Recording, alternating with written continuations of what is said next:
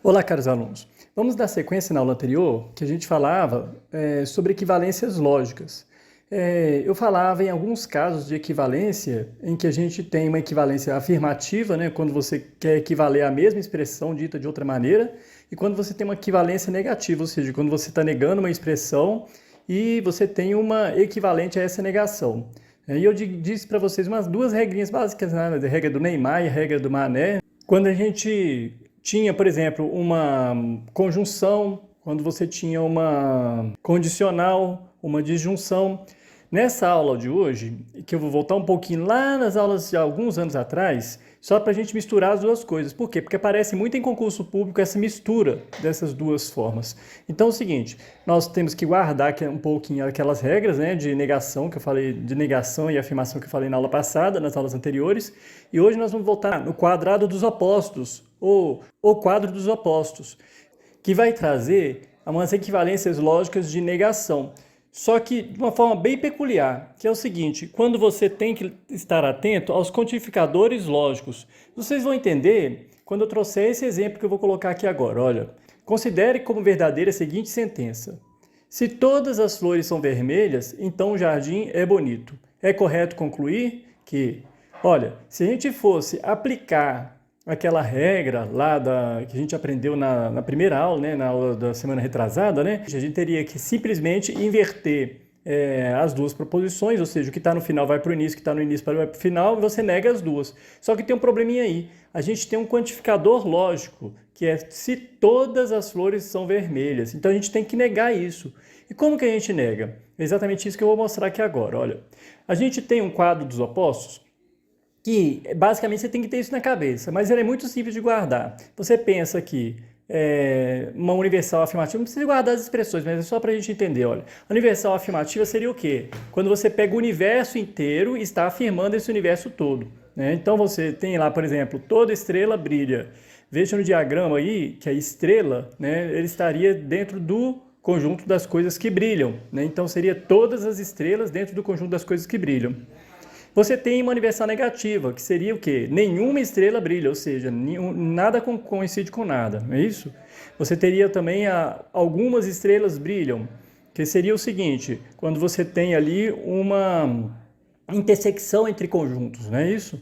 E algumas estrelas não brilham, também você teria uma intersecção entre conjuntos, só muda um pouco o foco, né? Enquanto em um caso você está preocupado com as que brilham, no outro caso você está preocupado com as que não brilham, né? Então você muda o foco. Basicamente é isso. Agora, como que eu vou negar, por exemplo, uma universal afirmativa? Ou seja, se eu falo toda estrela brilha, basta você ver aí, olha, você está vendo esse risquinho aí, contraditórias? Então, toda vez que você quer negar uma universal afirmativa, você vai utilizar uma particular negativa. Então, falando em outras palavras, por exemplo, se eu falar toda estrela brilha, de que forma que eu nego isso? Dizendo que pelo menos uma estrela não brilha. Aí vocês podem estranhar, né? Falar assim, mas você falou algumas estrelas não brilham. Mas então, algumas pode ser substituída por pelo menos um, existe, ou ao menos uma. Tanto faz. O que acontece é assim, você tem que entender que esse algumas é uma forma genérica da gente dizer, mas você pode dizer, ó, pelo menos uma, alguma, existe uma. Então, se existe uma estrela que não brilha, você já está negando a universal afirmativa, que toda estrela brilha.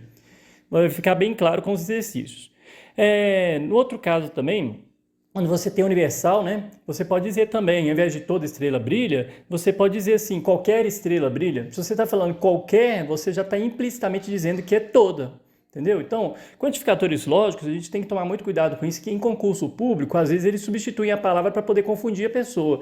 Se você vir lá toda estrela, você já pode pensar que é qualquer estrela. Agora, se você vir lá na questão alguma estrela, ou pelo menos uma estrela, ou ao menos uma estrela, ou existe uma estrela, é tudo isso aí, olha, é particular negativa. Vamos aqui compreender melhor isso aí, olha. Nenhuma estrela brilha. O que seria o contrário de nenhuma estrela brilha? Exatamente o que tem contraditório é ela, lá embaixo. Olha, algumas estrelas brilham.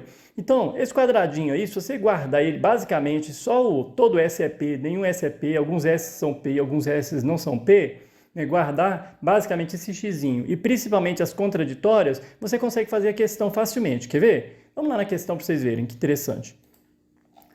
Nessa questão que eu acabei de falar, eu vou deixar ela para o final, né? Vamos fazer algumas outras só para a gente treinar primeiro essa oposição mais direta, né? Então vamos lá. Nessa questão aí, vai falar o seguinte: todo niteroiense é fluminense. Então qual que é a opção que apresenta a negação lógica dessa expressão? Então veja bem, se eu vou lá no quadrado dos opostos, olha, eu estou falando de todo, né? Todo, o que eu disse? Vai ser negado por alguma não, ou algum não, ou pelo menos um não. Não é isso? Então, se eu disser todo niteroiense é fluminense, para negar isso aí, eu tenho que dizer algum niteroiense não é fluminense. Por quê? Porque se tiver pelo menos um, ou seja, se existe um, ou se algum niteroiense não é fluminense, isso significa que eu já estou negando que todo niteroiense é fluminense, né? Ficou fácil? Agora vamos lá, outra questãozinha, só para a gente treinar. Nenhum médico é cego. Nenhum. O que é o nenhum? Esse aí, ó, universal negativa, né? Nenhuma estrela brilha, então nenhum. O que nega? Nenhum médico é cego. Então, a negação dessa afirmação é há pelo menos um médico que é cego. Olha o pelo menos um aí, ó. Pelo menos um.